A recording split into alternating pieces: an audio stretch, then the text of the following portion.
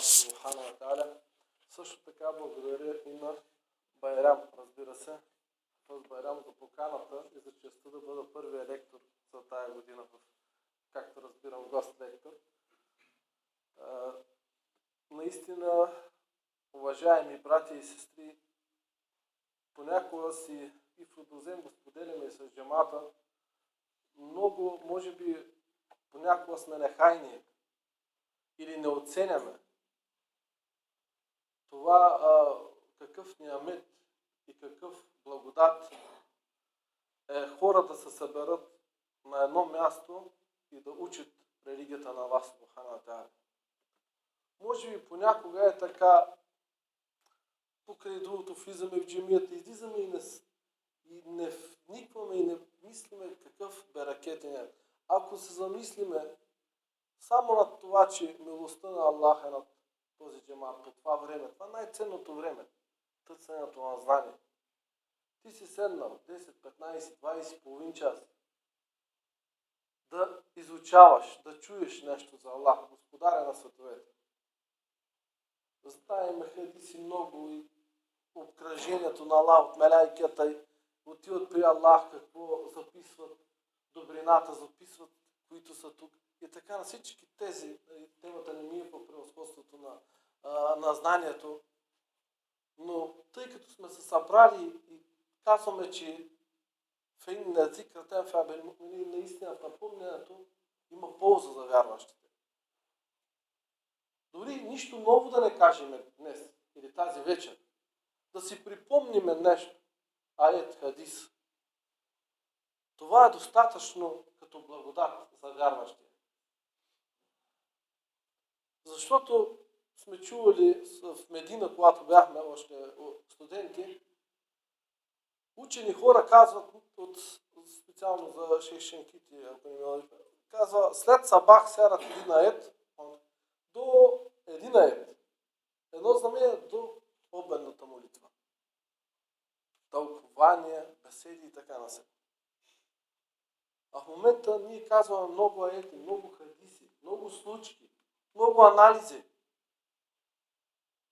Но въпросът трябва да иде до там, че какво ние правиме с това, което чуваме и до каква степен ние го прилагаме в живота. Много пъти сме казвали, че това може би е проблема на мюсюлманите и на вярващите хора. Не е проблема, че няма знание, че няма информация. Проблема е в самото практикуване на това или асимилиране. Или дори само влизаме в джамията и излизаме без да вникваме, без да мислиме къде отиваме, също към кого се обръщаме. Именно за това искам и да насоча вашето внимание и темата има раздел за признаците на Аллаховата обич към своите раби, или казано и по друг начин, не само като признаци, как да спечелим задоволството на Аллах, как Аллах да ни заобича, как да спечелим милостта на Аллах и следователно да станем приближени до Аллаха Аззаваджалля и да видим неговите последствия. Завърших. Това в тези точки, иншаллах, ще си припомним някои аети и хадиси. Казва Аллах Субхана ва Тааля: "Кул ин кунтум тухиббуна Аллаха фаттабиуни юхбибкум Аллах ва ягфир лакум зунубакум." Ако обичаш Аллах, последвай ме и Аллах ще ви обикне и ще опрости греховете ви. Аллах е опрощаващ, милосърден. Още в тефсира и в тълкованието на този аят го използват особено в следването на Мухаммед с това, че ние като вярващи, казва кул, кажи Омата, ин кунтум тухиббуна, ако обичаш Аллах, последвай ме. В следването. Ние трябва да следва Мухаммед саллаллаху алейхи ва саллям в това, което той е вършил, както той го е правил, както той го е изпълнявал. И затова учените отварят една скоба и казват тук относно нещата, за да се приеме даден ибадет са необходими две условия. Едното от които е искреност заради Аллах Субхана Тааля и второто е да бъде изпълнено така както го е изпълнявал Мухаммад саллаллаху алейхи ва саллям и разбира се отвърляне на нововведенията. Това е едното. Второто казва също така в Ибн Усеймин в разяснението на Риад ас-Салихин на градината на праведниците. Тук един вид се заявява: "Кул ин кунтум тухиббуна Аллах." Добре, ако обичаш Аллах, тогава последвай ме. Последвай Мухаммад саллаллаху алейхи ва саллям. И Аллах ще те обикне. И Аллах ще те обикне. И веднага идва и ще ви опрости греховете. Аллах е опрощаващ, милосърден. Също така в друго знамение се казва: "О вярващи, който от вас се отрече от своята религия, знайте, че Аллах ще доведе хора, които обича и те ще го обичат. Смирени пред вярващите, могъщи пред неверниците, и които се борят по пътя на Аллах и не се страхуват от хула на хулител. Това е благодатта на Аллах, той е дарява комуто пожелае. Аллах е всеобхватен, всезнаещ." Аллах Субхана ва Тааля, който се отрече, казваше, Аллах ще доведе други хора. Аллах няма нужда от нас. Ние сме хората, ние сме рабите, на които трябва да имаме нужда и трябва да следваме Мухаммад саллаллаху алейхи ва саллям, за да спечелиме задоволството и обичта на Аллах Субхана ва Тааля. Но вижте, и за да човек да е приближен до Аллах Субхана ва Тааля, смирен пред вярващите, едно от качествата, могъщи пред неверниците. Пред невярващите. Не казваме какви са или какво. Просто пред всички хора, които отвърлят Аллах Субхана ва Тааля. Трябва да бъдеш могъщ, защото това е дори една друга тема. Тук може да се влезне и в друго знамение, уасабиру варабиту, и наистина човек да бъде търпелив и да надборва, да е много търпелив, но което не означава, че трябва да мълчи пред всеки един, който го обижда, или пред несправедливостта и гнета, който се шири на земята. Защото Аллах Субхана ва Тааля не е изпратил или като учен, или е създал човека да разпространява доброто, и да забранява порицаното, а не заради някаква си изгода да премълчава истината или справедливостта. Затова един истински вярващ човек не може да го е страх от хулителя, от този, който го хули. Напротив, именно вярващия трябва да показва характер, трябва да устоява позиция пред тези хора, които искат да измислят или да изготвят система по-добра от Аллаховата система или начин на живот. И именно, вижте, Аллах всички тези неща ги споменава, но казва истинските вярващи и тия, които Аллах ги обича, са хората, които не се пречупват. Хората, които държат на истината, на справедливостта и не ги е страх, че някой ще ги хули или ще ги обиди, или те ще изпуснат някакъв пост или нещо друго дюньовско, което е валидно само за този свят. Макар че ще видим интересни неща в случки хадиси, че човек, когато живее този живот и е истински вярващ и устоява истината, Аллах Субхана ва Тааля му дава победата още на този свят.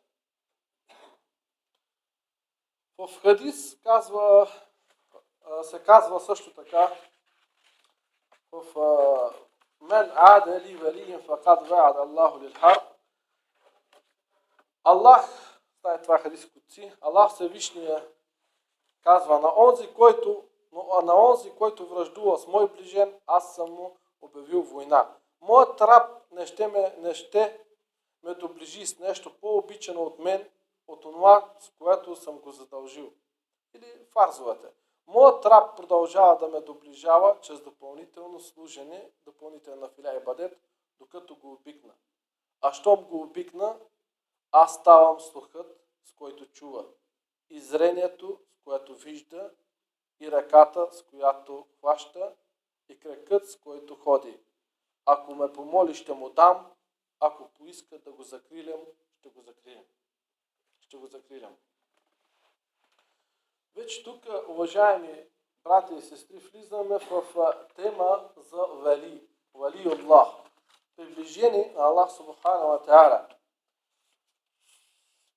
Вижте, дори Аллах в хадис кудси, защото предупреждава, че който враждува, тук далече сме някой да се оприличава или да казва аз съм вали или кой е евлия. По принцип евлият са два вида. Евлия Аллах и евлия шейтан. Евлия Аллах са приближени до Аллах, евлия шейтан са приближени до сатаната, до шейтанина. С делата си и така насетне. Но кой е евлия? Кой е приближен? В един от знаменията, аетите, сура Юнус казва Аллах Субхана ва Та'аля: Ела инна евлия Аллах ла хауфун алейхим ва ла хум яхзанун, алладина аману ва кану яттакун. И наистина приближението на ла хауфун алейхим, няма страх за тях, ва ла хум нито тага. Те са алладина аману, повярвали, ва кану яттакун, са богобоязливи. Първо, за тях няма и страх. И няма тага. Те са богобоязливи. Тук е няколко качества. Първо, може да разгледаме за тези хора, те са приближени до Аллах, защото те са се уповали истински на Аллах. Те са богобоязливи. Истински са отдали на Аллах Азза ва Джалля. И при всяко едно положение, каквото и да стане с тях, те знаят, че завръщането е само и единствено при Аллах Субхана ва Та'аля. Знаят, че тяхната съдба е само от Аллах Субхана ва Та'аля. Зависи и разчитат само и единствено на Аллах Субхана ва Та'аля. И няма тага. Може да се случи с него какво ли не. Болест, смърт, наблизък. Но той го приема. Както Аллах му е повелил да го приеме. Защото Аллах, няма не казва в Коран Керим, ще изпитаме и вас, ще ви изпитаме и с вземане на души, и с беди, и с всички неща. Дори и имущество, дори и реколта. Но приближение раб на Аллах. Ля хауфа, няма страх за него. Нито тага.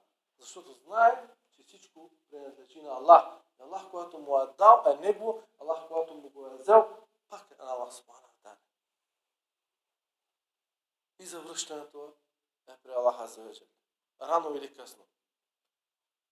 Това е наистина едно разбиране, което нито психолози, нито никой може да помогне или някой да го втълпи, или в колкото и да се опитва. Затова тук е приближение човек, който е мюсюлманин и вярващ, той трябва да бъде силен. Трябва да бъде силен и да приема изпитанията като вярващ човек. И Аллах е казал, че дори за търпението, за всяко едно нещо, ще има опрощение на греховете. Никой няма да бъде ощетен или огнетен за това, което му е предписано и той трябва да изтърпи на този свят. Но Аллах Субхана ва Та'аля оприличава именно раба, своя приближен раб. Казва, който тръгне срещу него, влиза тук и с дела, и с думи, и с всичко така, поне се споменава в разяснението на хадиса. Казва, Аллах му обявява война на този човек. Той е във война с Аллах. Аз съм му обявил война, моят раб не ще ме доближи с по-обичано. Значи няма по-обичани неща. Затова и тук може би една друга скоба, в която много от хората си казват, когато вършат нововведенията, за да могат да си ги узаконят. Казват, то е хубаво нещо. То е хубаво нещо, но дали е според сунета на Мохамед ﷺ, много хубави неща има. Ако всеки един почне да чертае какво е хубаво според неговия акъл и го нанася в религията, това ще имаме много религии. Или исляма ще е много. На всеки сега, ако питаме тук, ако сме 50 човека, всеки ще каже различно какво е по-хубаво според неговия акъл. Затова хубаво, да, но то трябва да отговаря на суннета на Мохамед саллаллаху алейхи ва саллям. Затова и много други хадиси. Мохамед саллаллаху алейхи ва саллям ни разяснява, че именно фарзовите неща, основните неща и обичта към Аллах и към пратеника са едно от основните неща, които човек трябва да заложи в своето сърце и съответно с делата. Аллах ни е заповядал 5 неща, или основите на исляма, или основните неща, намаз, уруд, закят, хадж, разбира се с келимейшия първо, върши това. Ако виждаш, че постоянстваш в това, надбавяй. И сега вече именно хадиса, продължавайки, казва: моят раб продължава да ме доближава чрез допълнително служене, докато го обикна, а щом го обикна, аз ставам сухът. Значи, именно докато го обикна.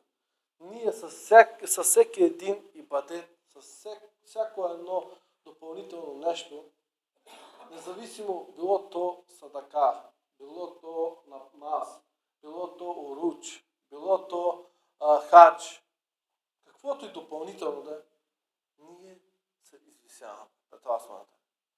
А бабул хайрат, вратите на хаира, всеки един може да прави много. Най-малко, ако не може, както се казва в други хадиси, ако не можеш това да дадеш, ако не можеш това да направиш, най-малкото не дай да говориш лошо за своя брат. Или се усмихни поне на своя брат мюсюлманин и пак е садака. Или седне някъде, поне споменава Аллах, пак е садака. Елементарни неща. Ако имаш богатство, помогни.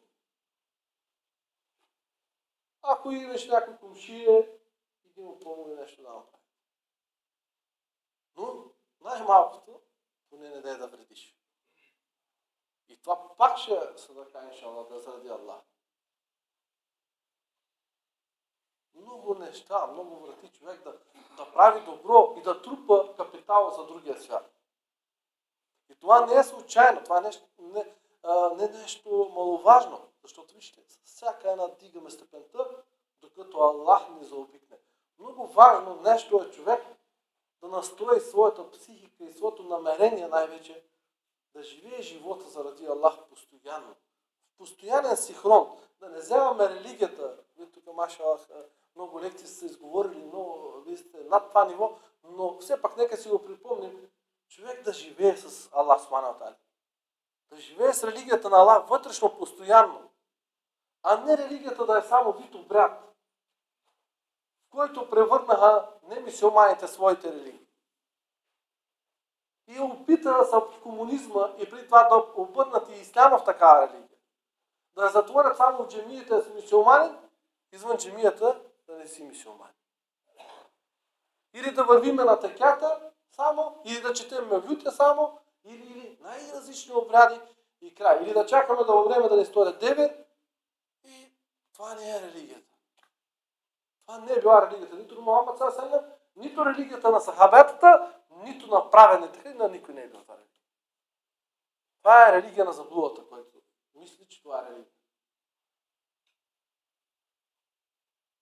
Религията е с нещо, което трябва да живеем постоянно.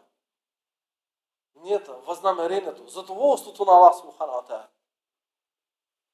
Човек трябва всяка стъпка, всяка една хапка, всеки един да бъде заради Аллах, да бъде именно в спокойствието на Аллах субхана ва тааля. Така човек трябва да живее, за да бъде приближен до Аллаха аззаваджал. И именно казва в следващите думи: а щом го обикна, аз ще стана слухът му, с който чува, и зрението, с което вижда. Разбира се, не трябва да се вземе буквално, че друг път се очува този хадис, но буквално, че едва не Аллах не. В разяснението Шейх Ибн Усаймин казва, тук се има предвид, че Аллах ще попречи, ще даде преграда. Да не стигат до нас слух, който да ни отклони от правия път, или слух, който да е в нашия вреда. Много важно, защото ако гледаме и таква богобоязливостта, е нещо, и намаза дори, е нещо, което Аллах Азza ва Джалля дава и човека го предпазва и го кара да разграничи доброто от лошото. И именно с това Аллах пази твоя слух, да не достигат неща, които да те отклонят от правия път. Зрението, да не виждаш неща, които са харам или забранени, или да те поведат към забраненото. Именно това се има предвид. Аз ставам слухът, с който чува, и зрението, с което вижда, и ръката, с която хваща, и кракът, с който ходи. Същото е и с ръката. Човек да не посяга към забраненото, или човек, Аллах му прави преграда, неговата ръка да не пипа това, което е забранено.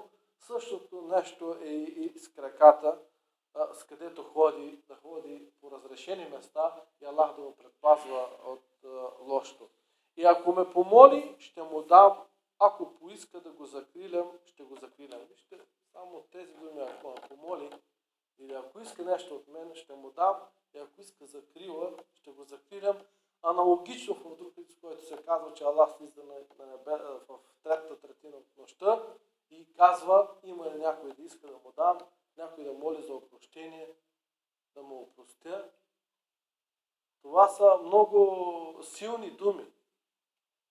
Силни думи с дълбок смисъл, в който човек трябва постоянно да мисли над тях, но и да се бори със своите страсти и да подобрява своите дела, за да стигне една такава степен евлия, наистина да е приближен до Аллах Субхану ва Тааля, да спечели обичта на Аллах, Аллах да го опикне и неговото, разбира се, и да спечели задоволството на Аллах Субхану ва Тааля. Пак от същия съподвижник се предава, че Мухаммед ﷺ е казал, когато Аллах Всевишния обикне някой раб, той прогласява на Джибрил алейхиссалам, Аллах Всевишния обича еди кой си, обикни го и ти. Джибрил го обиква и прогласява на небесните обитатели, Аллах Всевишния обича еди кого си, обикнете го и вие. И небесните жители го обикват, после все повече го приемат и на земята. Също много важен. Много от хората, дори и ние като да вечи, понякога изпадаме в това, хората да ни обичат или така. Вижте този хадис. После все повече го приемат и на земята. Когато този човек или праведният, той не гледа приоритетно да се хареса на хората. Ама сега хората искат да им се прави някакъв грех и някакво нововведение, някакво. Давай да им се харесаме, старанко да им не продуим. Макар че Мухаммед ﷺ казва, кулил хак валяу кяне мурран, кажи истината, дори горчива да е тя. Макар че там знаем и за наказанията, което скрива истината и това е пак друга тема, да не влизам в нея. И всички тези неща. И затова не може да казваме, джамата го води имама. Или учения, който е с най-голяма отговорност. Не може да си позволяваме. Да, има гъвкавост, тук е много тънка линията, затова не трябва да се едното за другото. Едно е да уважаваме някой. Уважаваме хората. Хората могат да ги уважаваме до безкрай, това няма нищо общо с това уважение към Аллах Субхану ва Тааля, което трябва да проявява всеки един от нас, не само учене, не само имама, а всеки един. Затова, уважаеми брати и сестри, много е важно да знаем и да си познаваме религията и вярата. И когато нещата има и други хадиси, които насочват към това нещо. В смисъл, че човек, когато е истински заради Аллах, не прави нещата на някой си да се хареса или да спечели някой друг лев. Или да се задържи повече годинки на мястото си. Не ги прави в така. Тогава Аллах пише Кабул. Защото нормално идва един човек, който говори истината. Мухаммед ﷺ да не са го възприели първо в него. Ами има ли по-мъдър човек от Мухаммед ﷺ? Няма по-мъдър човек от Мухаммед ﷺ. Защо тогава го биха? Защо тогава го фърляха и го зафърляха с камъни в тая? Защо тогава го изгоняха от Мекка? Да не би да си промени религията Мухаммед ﷺ. Да не би да служише на идоли. Да не би да почне да прави каквото правяха и неверниците. Не. Знаете случаите. Да. Дуа на Аллах. Може и да се поправи този народ. Може Аллах да му прости. И случката в тая. На всеки му е известна. Ето кога Мухаммед ﷺ преди 1400 години там го гоня бия с камъни и малките деца и така да сетне. Обаче в днескашно време няма. Всички са вярващи в този град. Алхамдулилlah, мюсюлмани. Но иска търпение в нещата. Иска търпение, иска степенуване. Това е друго нещо. Но Мухаммед ﷺ беше истински.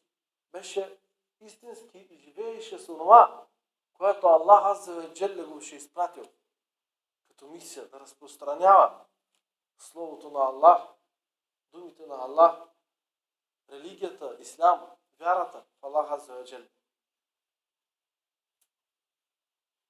И именно и хората, учените, разбира се, първо като наследници на пратениците, а и хората като наместници на тази земя, и живеещи, това е на всички, дълг на всички хора. Да живеят с истинската вяра, да живеят истински и да обичат Аллах Субхана ва Тааля, за да ги опикне и Аллах. Но именно обичта на Аллах минава през следването на Мухаммед саллаллаху алейхи ва саллям. Или казано с други думи, следването на Мухаммед саллаллаху алейхи ва саллям е един от признаците, че Аллах ни обича и ние обичаме Аллах. Да живееш. Нямаш друг приоритет. Не трябва да се дава приоритет на човека и пред Аллах Субхана ва Тааля. И затова казваш, Джибрил казва, провъзгласява небесния, Аллах Всевишния обича, еди кого си обикнете го и вие.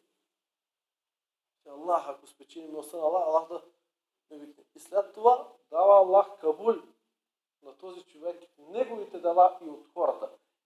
И хората го заобичат.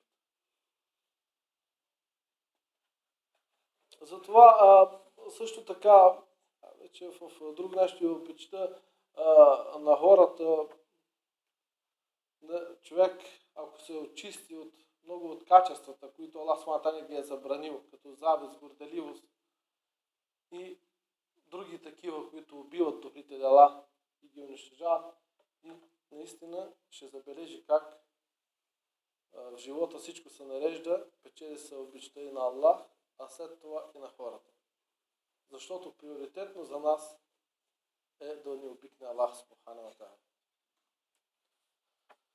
В варианта на Муслим, в същия хадис, за същия хадис се казва, пратен саллаллаху алейхи ва саллям, ако обикне някой раб, Аллах Всевишния извиква Джибрил и казва, аз обичам еди кого си, обикни го и ти. И Джибрил го обиква. После той провъзгласява на небето и казва, Аллах обича еди кого си, обикнете го и вие. И го обикват небесните жители, после се повече го приемат и на земята. И ако възненавиди някой раб, той извиква Джибрил и казва, аз възненавиждам еди кого си, възненавиди го и ти. И Джибрил го възненавижда. После провъзгласява след небесните жители, Аллах възненавижда еди кого си, възненавиждайте го и вие. После все повече го възненавиждат или го не обичат и на земята. Аналогично на Затова, за да имаме успех и на земята, и сред хората, трябва да спечелим обичата на Аллах Субхану ва Тааля и Аллах да не обикне. И разяснихме кои са и случаите или как трябва да спечелим обичта на Аллах с служене и правене на допълнителен ибадет. Изпълняване на задълженията и служене допълнително на Аллах Субхану ва Тааля с възнамерение чисто към Аллах Азза ва Джалля. Тези неща. И само споменахме някои от последствията. За ахирета опрощаване на грехове, дори и в наградата Дженнет. Това са едни от наши приемане на дуата и всички тези неща. Но само няколко случаи, с които завършваме с историята от пратениците. С историята от пратениците, които Аллах Субхану ва Тааля, те най-приближените хора до Аллах Азза ва Джалля. От най-обичаните хора до Аллах Азза ва Джалля. И когато и питат, кои са най-изпитвани, пратениците на Аллах, пегамберите. И с Ибрахим алейхиссалям, ако вземем случая, когато ще го фърлят в огъня. Вижте изпитание. И когато отива Джибрил алейхиссалям, казва, иска ли нещо да ти помогне, той казва, не, аз ако искам помощ, искам само от Аллах. Аз по-съкратено века. Ако имам нужда, имам само от Аллах. Няма меляйки, няма хора, няма. Само на Аллах. И уповавам се само. Аллах ми е достатъчен. И Аллах по какъв начин го спасява и го избавя. Знаете, хвърля в огъня и така. Това намаси така и огъня кулно бърнава саляма, посреща го с поздрав и стоена и така. Аллах не позволява на огъня Ибрахим алейхиссалям да изгори. В случай друг за Юсуф, който тя е дълга историята, но вижте с Юсуф, ако проследим неговия живот, малко дете хвърлено от братята му в кладенец. Как Аллах Азза ва Джалля да мине керван, точно към който взимат го, после търгуват, ще дойдат да го вземат семейство, където искат да имат дете, ще мине през периоди на изпитание. Виж, самото му ще хвърлям в кладенец. Как Аллах да взимат го, откриват го. После продаване, детство, изпитания с жена, след това затвор. Но всичките тези мигове и всичкото, което изкара и изживя, винаги държеше справедливостта и не се отделяше от своя Господар. И винаги не се опитваше да мами. Пред всичките периоди приближен на Аллах Субхану ва Тааля, Аллах му даде какво да стане. Издигна го още на този свят. Като стана човек, който зависеше от него хазната. Масър, Аллах го издигна. То министър на финанси да се нарече днескашно време, каквото и да го наречеме, както е. Неговите, които го фърляха уния, братята му, да идат от него да искат храна. И да им дава. И не само те, разбира се, там половиния свят ходеше да се водят, да им дадат препитания, да им дадат храна и жито и така насетне. Аллах Субхану ва Тааля го издигна. Да, имаше, то Аллах казва, ако искаш да постигнеш нещо, вастаину бис-сабри вас-салah, дори да човек трябва да иска помощта на Аллах с търпение с това. През всички периоди, които човек иска да постигне нещо, каквото дори за този свят, да, ако си направи всеки аналогия на своя живот, си помисли, ще види, че не може да постигне нещо без да прояви търпение. Тръгваш да постигаш нещо, още в първата минута или в първото препятствие, ако ти се огъниш, няма да мога да постигнеш дадения резултат, който искаш. И така, и тези пратници, но те не се отказваха. Минава през изпитания, където може би в днескашно време нашето е нищо не или човечеството. През какви ли не е изпитания. Но държи и Аллах Субхану ва Тааля за награда го извиси още на този свят. За много пратници, за Мухаммад салаллаху алейхи ва саллям, ако щете, ето, отиват от Мека, търсят го да убият, минават в пещерата, дали ще го видят, дали не го видят, казва, ако така бе, рекли ще го видят. И във всичко, но Аллах го сега става. Казва, виж, дори в днескашно време четем в книги на немюсюлмани, го класират с те най-велики личности. Първия Мухамед салалаху. Дори немюсюлмани, нали, когато не го слагаме в някакво, че е такова. Но дори и те, Мухамед салалаху. За всички, за много от пратеници, защото техните истории са дълги, техния живот, и за Муса, как са Аллах потопи фараона и спаси Муса. И за всички много примери могат да се дадат, че Аллах субхана тааля пази своите приближени раби и ги извисява още на този свят, дава им, те дори да не искат, Аллах дава така, стават нещата, така се случват, че тези хора биват заобичани или убитите още на този свят и те, дори да не желаят, стават известни със своята доброта и наистина със своята справедливост.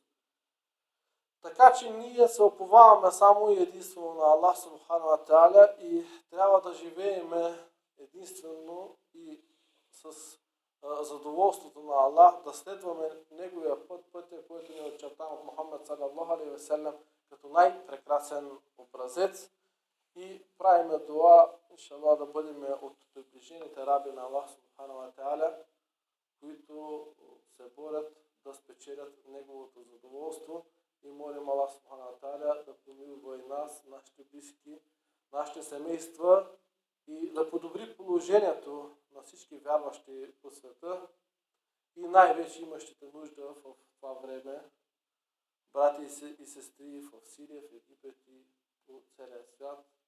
Аллах да е доволен от всички за вашето внимание.